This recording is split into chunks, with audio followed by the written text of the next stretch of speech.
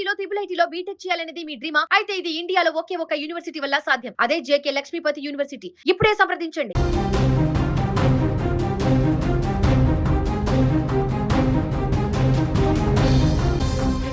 ఆర్థిక ఇబ్బందులు తాళలేక కట్టుకున్న భార్యతో కలిసి ఓ భర్త రైలు కింద పడి ఆత్మహత్య చేసుకున్న హృదయ విదారకర ఘటన మేడ్చల్ మల్కజ్గిరి జిల్లా గట్కేసర్ రైల్వే పోలీస్ స్టేషన్ పరిధిలో చోటు చేసుకుంది. క్షణికావేశంలో వారు తీసుకున్న ఈ నిర్ణయం రెండు కుటుంబాలలో తీవ్ర విషాదాన్ని నింపింది. బతుకమ్మ పండగలా సాగిపోవలసిన సంసారం అప్పుల ఊబిలో చిక్కుకొని అర్ధాంతరంగా ఆగిపోయింది. నూరేళ్లు కలిసి బతకాలని 7 అడుగులు వేసిన ఆ దంపతులు ఆర్థిక ఇబ్బందులను తట్టుకోలేక చివరికి చావులోనూ తోడుగా వెళ్ళిపోయారు. వరంగల్ జిల్లా చెన్నారావుపేట మండలం పాపయ్యపేట గ్రామానికి చెందిన రవికుమార్, శిరీష భార్యాభర్తలు. ఎన్నో ఆశలతో ఆశయాలతో ఈ చిన్న జంట తమ జీవితాన్ని ప్రారంభించారు. కానీ కాలం ఎప్పుడూ ఒకేలా ఉండదు కదా. గత కొంతకాలంగా ఈ దంపతులకు ఆర్థిక ఇబ్బందులు చుట్టుముట్టాయి. అనుకున్న పనులు కాకపోవడం, చేసిన అప్పులు కొండల్లా పెరిగిపోవడం, వాటికి వడ్డీలు కట్టలేక అసలు తీర్చే మార్గం కనిపించక తీవ్రమైన మానసిక వేదనకు లోనయ్యారు. రోజురోజుకు పెరుగుతున్న అప్పుల భారం వారి గుండెల్లో భయాన్ని నింపింది.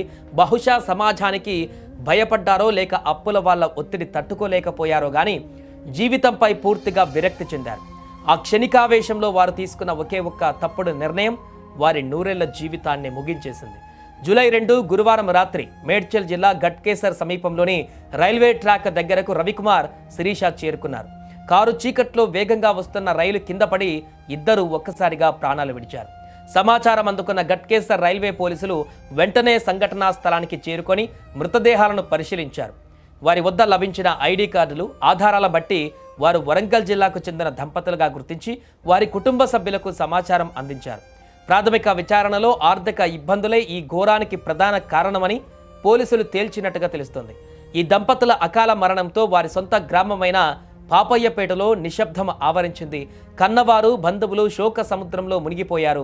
ఇక ఈ ఘటన విన్నప్పుడు మనకు ఎంత బాధ కలుగుతుందో అంతకంటే ఎక్కువ ఆవేదన, ఆవేశం కూడా వస్తాయి. ఎందుకంటే దంపతులు ఇద్దరు చనిపోయి సమస్య నుంచి తప్పించుకున్నారు. మరి వారిని నమ్ముకున్న కన్నవారి పరిస్థితి ఏంటి? అప్పుల బాధ కంటే కన్నబిడ్డలను పోగొట్టుకున్న తల్లిదండ్రుల గుండెకోత పెద్దది కదా.